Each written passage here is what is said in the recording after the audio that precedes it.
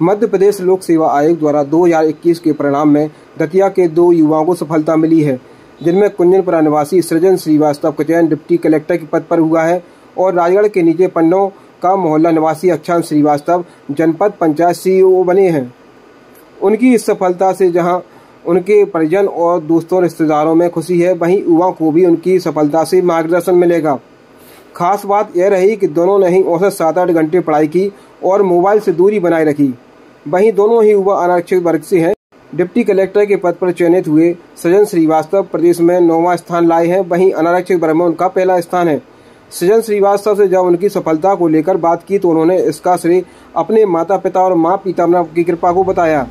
सृजन ने कहा है कि वे 2 बार असफल हो चुके थे, लेकिन माता पिता ने हिम्मत नहीं हारने की सलाह दी और तीसरे प्रयास में वह सफल रहे और उन्हें जो पद चाहिए था वो पद उन्हें मिला।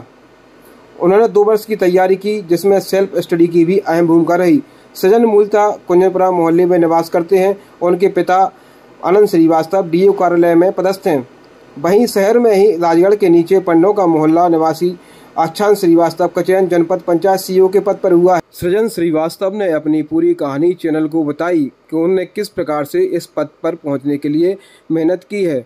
वहीं उन्होंने चैनल के माध्यम से युवाओं को संघर्ष करते रहने और हार ना मानने की बात कही। राज्य सेवा 2021 की परीक्षा में डिप्टी कलेक्टर के पद पर चयनित हुआ हूँ 9वीं रैंक के साथ और बहुत ही गौरवान्वित महसूस कर रहा हूँ।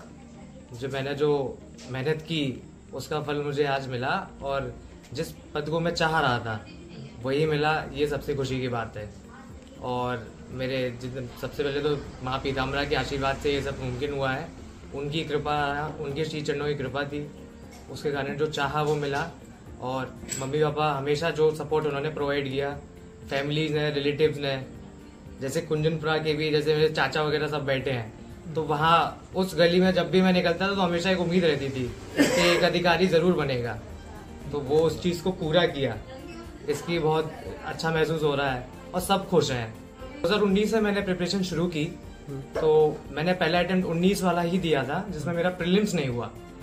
और नहीं होना एक चीज होती है, पर वो प्रीलिम्स मेरा 1 मार्क्स से रुका था। मुझे बहुत दुख हुआ जब मेरा 1 मार्क्स से प्रीलिम्स रुका, क्योंकि प्रिपरेशन बहुत अच्छी थी और नहीं होना असफलता मिली। पर ये समझ आया कि ठीक है, ये इस प्रक्रिया में ये सब चीजें देखनी पड़ेंगी और लाइफ में आगे भी कई जगह ऐसी चीजें होंगी जो आपको नहीं मिले, पर शायद कुछ बेहतर आपका इंतजार कर रहा है। फिर अगली प्रक्रिया दी। 20 में मैं साक्षात्कार तक पहुंचा, मेरिट लिस्ट में नाम नहीं आया, बहुत उम्मीद थी। मेंस के पेपर्स भी अच्छे गए थे, इंटरव्यू भी ठीक गया था, नहीं आया।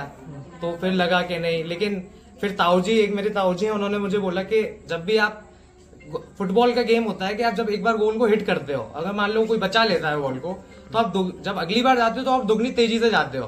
तो मैंने 21 की परीक्षा में भी दुगनी तेजी से प्रयास किया और अंतिम रूप से अच्छा रिजल्ट आया, तो इससे खुशी मिली।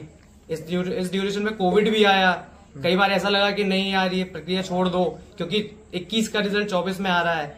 तो और साथ के साथ जो आपके को पीयर्स सिलेक्ट हो जाते हैं, कई जैसे मेरे दोस्त हैं जो अच्छी कंपनीज में प्लेस्ड हो गए, तो एक पीयर प्रेशर भी आप पे क्रिएट हो जाता है कि अब आप नौकरी ले लो। पर इन सब चीजों से अच्छे से डील किया और फैमिली सपोर्ट के बिना आप ये नहीं कर सकते। तो पिताजी जी, यही मेरा मैसेज तो यही रहेगा सर कि असफलता से कभी हारना नहीं है। आप अपने आप को इम्प्रूव करते रहो, हर दिन आप एक चीज करते रहोगे तो एक दिन आएगा जब आप उसमें बेस्ट हो जाओगे। तो मैं तो यही मानता हूँ कि सफलता की तरफ भागते रहिए। घर में